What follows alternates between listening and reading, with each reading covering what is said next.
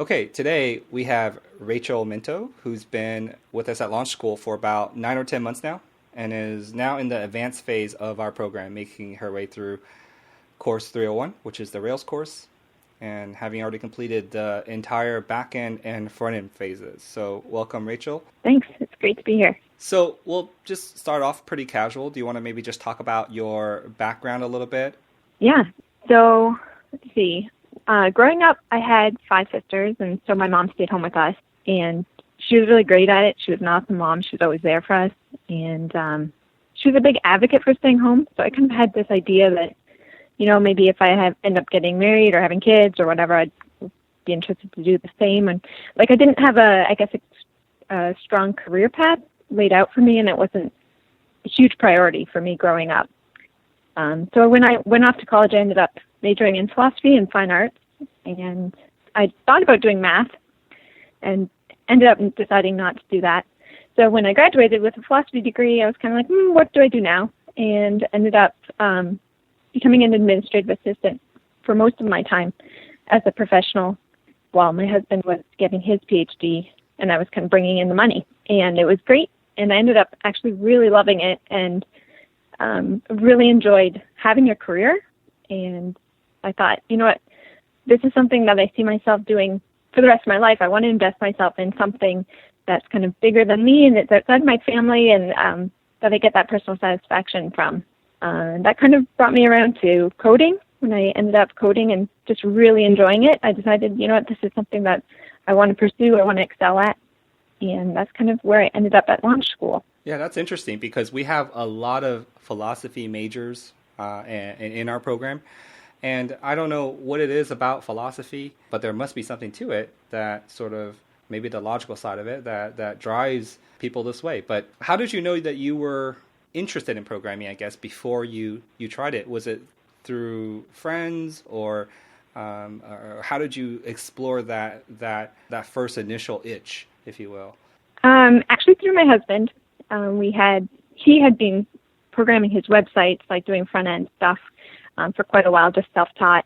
And he was talking with me about Blender, which is like a free rendering program, 3D, that you can get. And we were talking about like creating some kind of game together or doing some kind of project. And then he found out about Codecademy. It's like, hey, Rachel, you should try this. It seems like a great way for us to just get started with a programming language. And so we were going through it, and he ended up getting kind of busy with school and had a lot of commitments that came up. And so he told me, like, I'm really sorry, I have to drop out. And I said, you know what, no problem.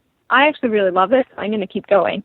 And so it was kind of something that I had thought just as a hobby would be kind of interesting. And then once I started it, I just thought, wow, this is way more exciting and interesting to me. And it fit so many of the things that I'm interested in or my personality. So that was kind of a fun way to get started. And just from a timeline perspective, when did this happen after you graduated? So how many years were you working before you sort of started this investigation into programming, into coding?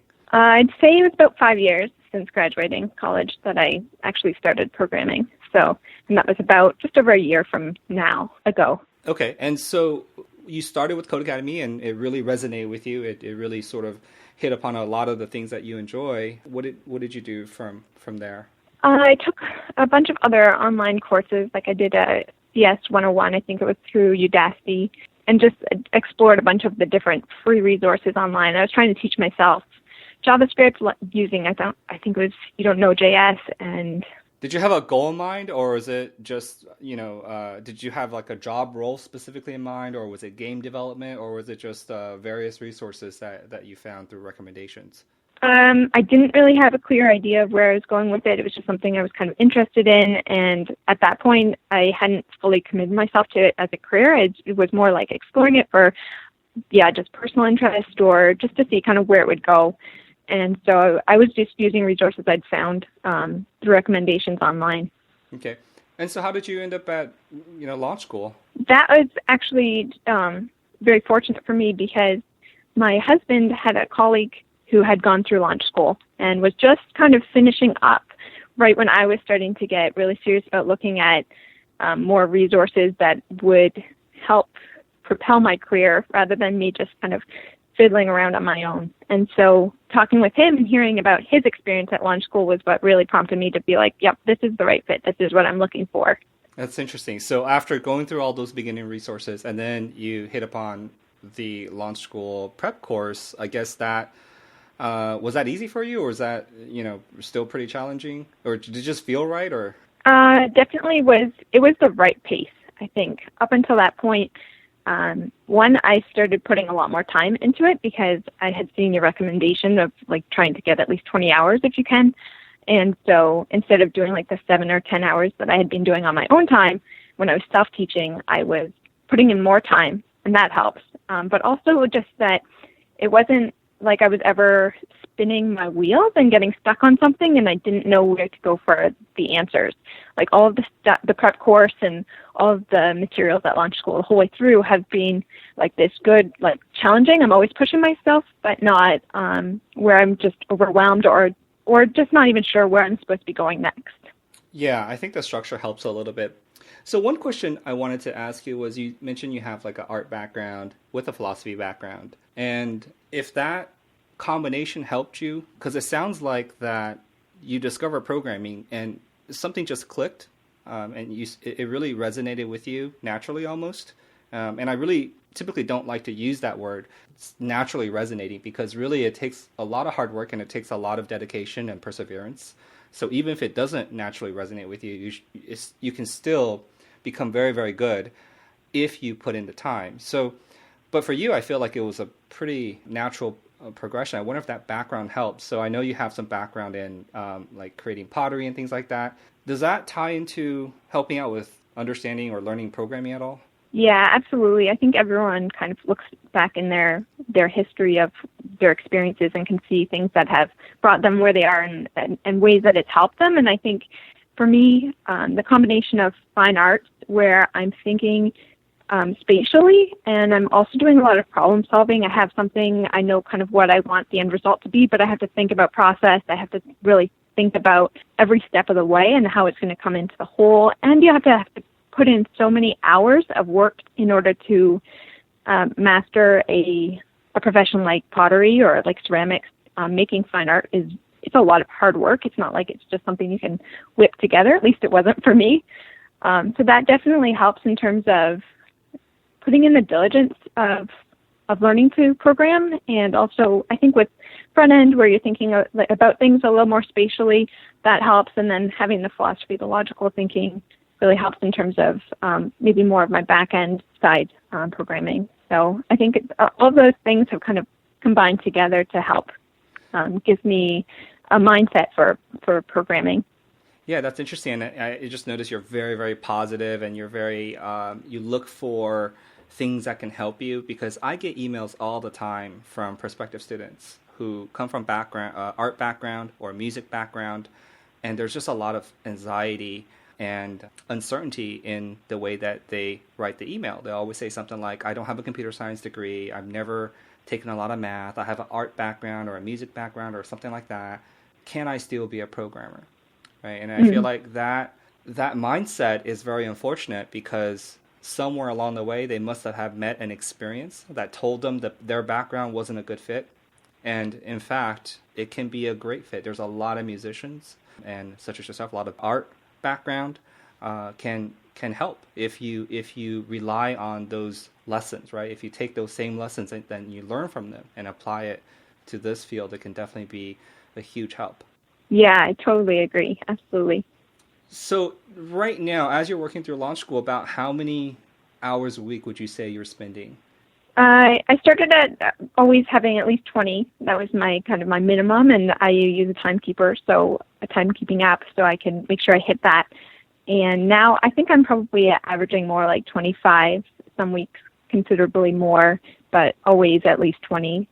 So probably over the average, it's like 25 hours a week. That is a lot, considering that you have a full-time job, right? How do you balance the two? It is. I definitely think that setting time aside is important. So I always get up first thing and code. before I go to work, and then I code on my lunch breaks. And usually I get home and I talk to my husband for a bit and unwind, and then try to do a little more coding in the evening before bed. So during the work week, it's very much focused, I guess, on work and coding and family. I had to cut out some hobbies along the way, and then I code a lot on the weekends in the mornings or throughout the afternoon.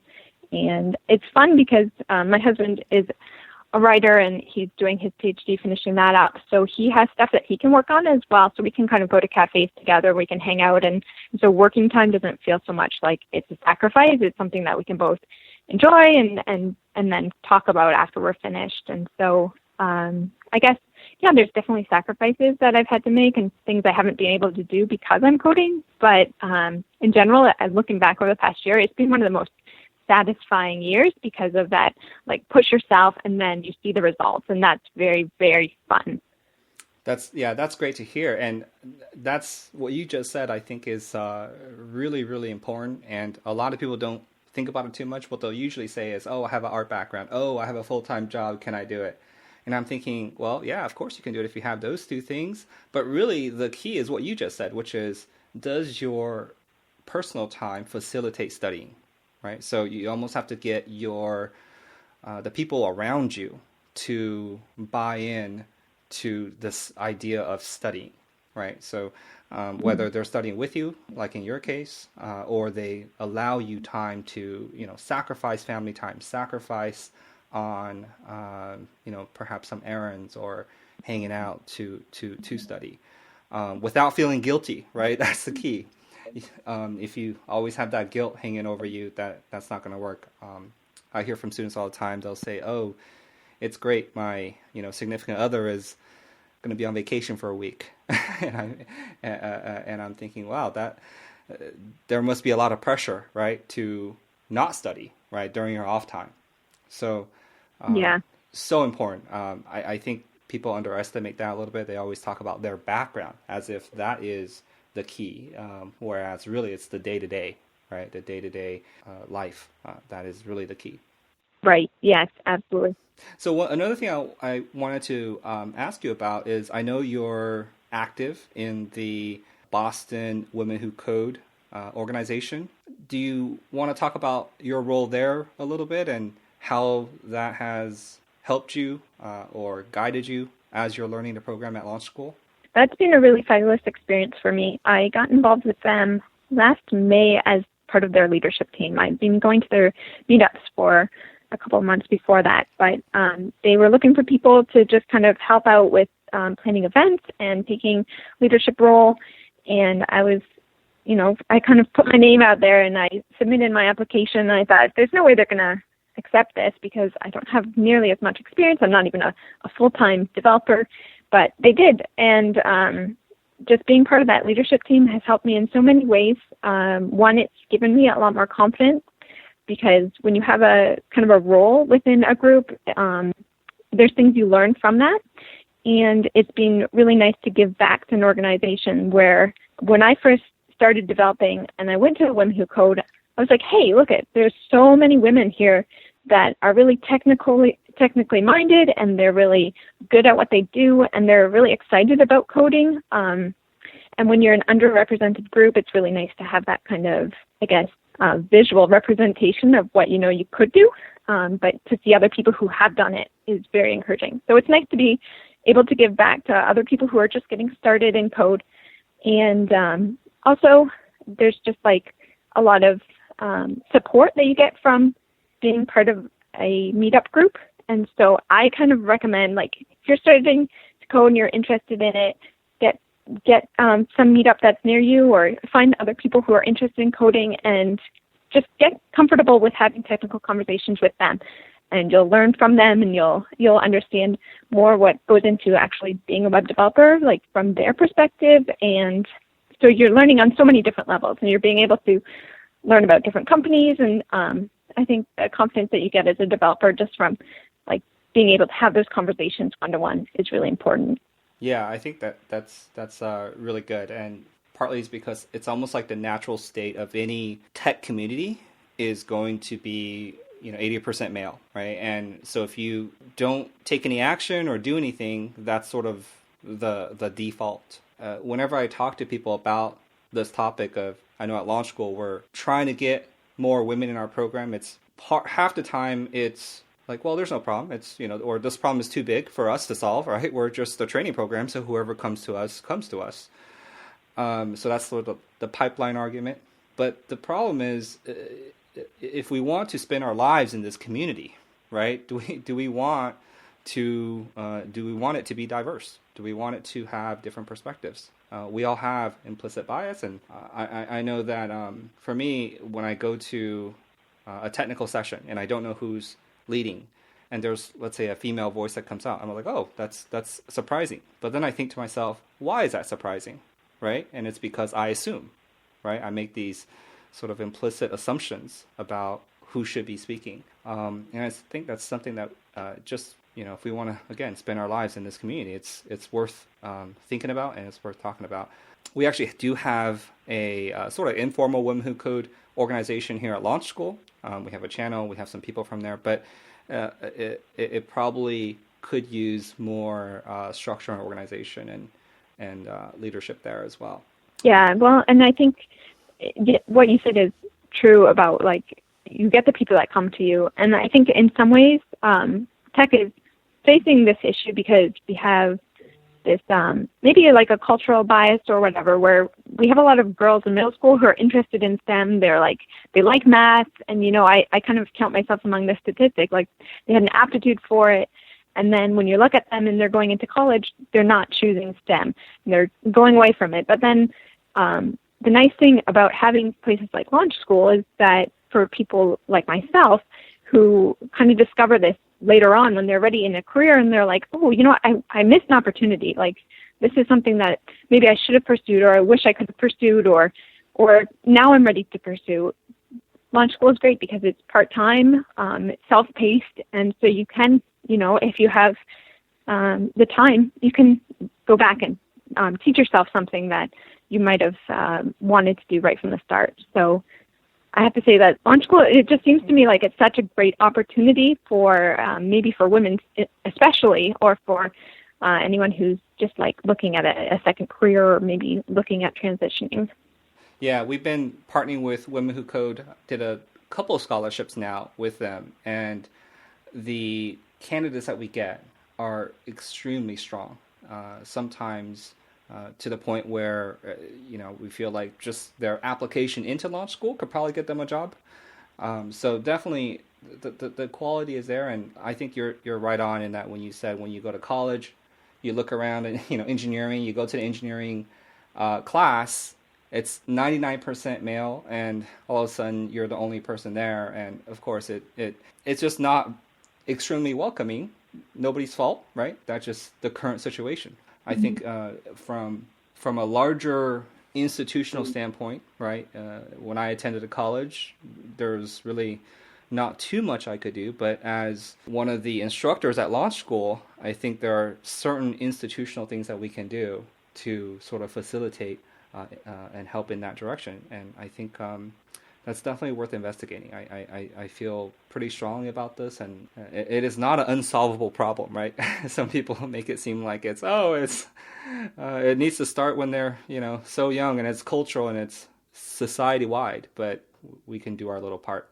Yeah, definitely. And I think Launch School has just been, from my experience, has been a really positive experience, and I think it's really great that you want to do even more to make it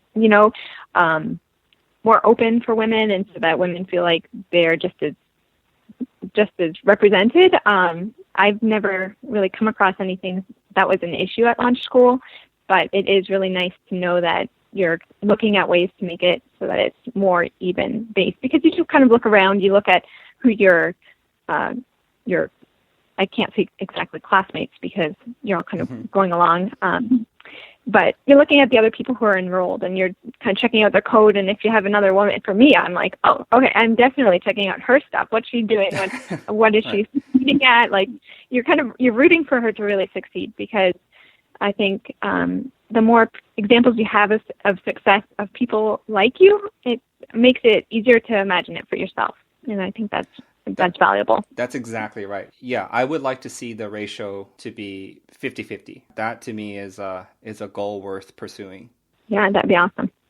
I want to next talk about your experience so far in Course 301, which is the Rails course. We chatted a little bit previously about your experience going through that course. And I remember asking you how come you didn't really have any questions, right? Because that's a pretty tough course. I mean, it's, typically when people learn Rails, there's a lot of questions. And I thought you gave a pretty good answer. Do you want to maybe share that here? Yeah, so my experience has been going through Rails is just that this has felt like it falls into place. It feels very natural because we studied the basics so well at the beginning.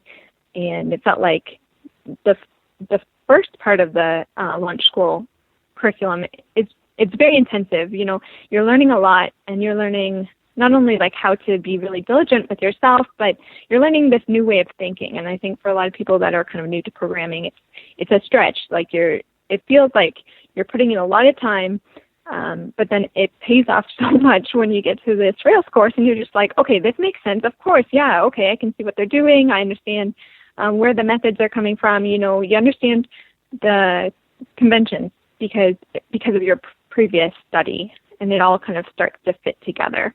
Right, and the way you're experiencing it is exactly the way I try to explain to people in the beginning phase, right? I tell people there's a reason why we're asking you to memorize all these things and to really drill in on this is because when you get to the advanced side, it will fall into place. So I'm really happy to hear that you are experiencing that. I think there's a certain confidence that comes from knowing that, right? It's not just you were able to slap together a blog, but that you really understand everything. Yeah, definitely. I think going into launch school, if I'd seen the programs that I'm writing now, I would have been a little bit freaked out because of all the different files and like the complexity that's involved. The way that launch school breaks it down, it's a relief to get to Rails because you've worked really hard on programs that are using, like just Backbone or whatever, and it's a lot of front end work, and it's really you start to see the value of Rails because you're like, wow, this is simplifying my code so much. I appreciate all the file structure because it's easy to find where pieces go. And so I think the way that it's structured where you go through the pain of having to build things and you learn a lot about what's behind the scenes. It's not just what you see, but knowing why it's there and how it all works together. I think that definitely pays off. And everything at launch school has been valuable. I haven't really ever felt like I was wasting time. And I think knowing how much time I put into it self-teaching and how much less I learned, I definitely think launch school's curriculum and the way that you've structured everything so that it's like always pushing you is great. I go through an assessment and it's not like it's just testing me on things I learned. I'm learning things in the assessment, and I feel like every hour is just always valuable. And so, I don't know, just, I guess, thanks for a really well-designed program. Yeah, that's great. And yeah, there's no gen eds here, right? We don't make you take Greek myth if you want to be if you don't want to be a Greek mythology major, right? It's very relevant. And the idea is that you're working through things manually and the long way, and then you get to something like Rails or React or whatever it is. You understand why those conventions are the way it is, right? It's not just, oh, this is how it does it. Okay, I type in the syntax, but that you're fully caught up, right, with the reasoning behind it. So, and if, the next version of Rails or whatever changes or a new framework comes out tomorrow and they solve that problem differently, you're okay with that too. Right. Yeah, I think it makes you much more flexible as a programmer. Like I feel more confident that if I have a different tool, it's not like I'm stuck because I just memorized some specific lines of code that I can plug in. I feel like, okay, you know what, I can take what I've learned. I noticed that especially when I went from learning Ruby to learning JavaScript, it was just like, I guess because I'd spent so much time on my own trying to like learn JavaScript and was banging my head against the wall, having learned Ruby and learned about all the variable scoping and like all the things that you cover in the back-end course, going front-end was like, okay, I see how this fits. I can contrast it. I have this mental framework that I can fit things into. And that was very helpful. Yeah, that's absolutely wonderful. and exactly what we envisioned when we built the curriculum. So the next thing I want to talk about is, and I don't know if you want to talk about this. If we don't, we can edit it out. But you had told me a while ago that you're gaining so much confidence that you're about to give notice at your job. Yeah. And are you okay sharing your thought process behind that? Yeah, absolutely. So I always had it as like a career goal when I started at launch school, that I was kind of like, I was pretty serious about this. And I thought, if I go through this and I'm liking it, I'm looking at doing this full time. And when I was going into it, I had thought about putting time in and doing self-teaching. And there are people that I know personally, that have done that. They've taught themselves and they've gotten jobs. And I knew that was possible, but I also knew that there is imposter syndrome, and like this idea that I would go to some job and be like, I don't know what kind of gaps I have in my knowledge. I don't know what things are going to be, expected of me. And just that I didn't want to be like that drag on a team. I wanted to be able to give to the company that hires me and to be able to be a contributing team member. And so I chose Launch School because I thought this program will be able to do that for me. And at this point, I think it was definitely the right decision. And so I'm looking at it, and I'm getting towards the end of 301, and I think there's a couple more courses left, and then I'll be able to go full-time looking for jobs and just give notice to my current job and move on to doing this full-time like I've been hoping and working towards. So that's very exciting. Yeah, that's great. It looks like you're probably on track to finish Course 310 in about a year, 12 or 13 months, maybe. 310 is a huge course, so I've heard people take a couple months nearly full-time in that course alone. So, but it's wonderful to hear that, even prior to taking Course 310, you're feeling confident enough, right? That imposter syndrome is slowly dissolving, right? Hopefully, that's the feeling you should be having towards the end here. Yeah. Great. So I just have a couple questions left before we wrap up here. The first question is just general question. Any advice for those just starting their journey on learning the program? Not necessarily related to Launch School, but just on their journey to learning the program. Yeah, I think about the tools that you're using and if they're the best way you can spend your time, because there's definitely ones that are more profitable than others. And so you kind of have to decide how you're spending your time and if you have money, if you want to be paying for things or not. There's a lot of really great resources for people who are just learning, but it can be a little overwhelming, I think, when you're looking at them all. But that would be one thing. And then the second thing is just if you're really dedicated to it, put in the time, and you won't ever, I think, regret putting into something that you think is valuable. The time, I think that all of the regrets I have in life are more about things that I didn't push myself hard enough. I never regret pushing myself hard. And so putting in the time to really master something is like, I think, the most rewarding kind of thing that you can do for yourself as a person. Yeah, absolutely. I think that's what we want to give people. It's not just here's some skill sets to land a job. That's really not the goal at Launch School, right? It's really the confidence, right? The confidence and also satisfaction, right? And those two things come from really understanding a skill, right? Whether it's cooking or pottery or art or music or whatever it is, right? Or programming. It is that sort of deeper level satisfaction, right? That comes from mastery of a topic. All right, and the last question for you, Rachel, is any advice specifically for those in the beginning phases of Launch School? So around the 100 level courses. Yeah. Well, like I mentioned earlier, if you can find a meetup that you're interested in, I would say start doing that now, because you'll gain confidence and you'll become more comfortable with the people that you're with if you start going kind of regularly. And it's a nice way to connect with people in real life that do something that you're interested in.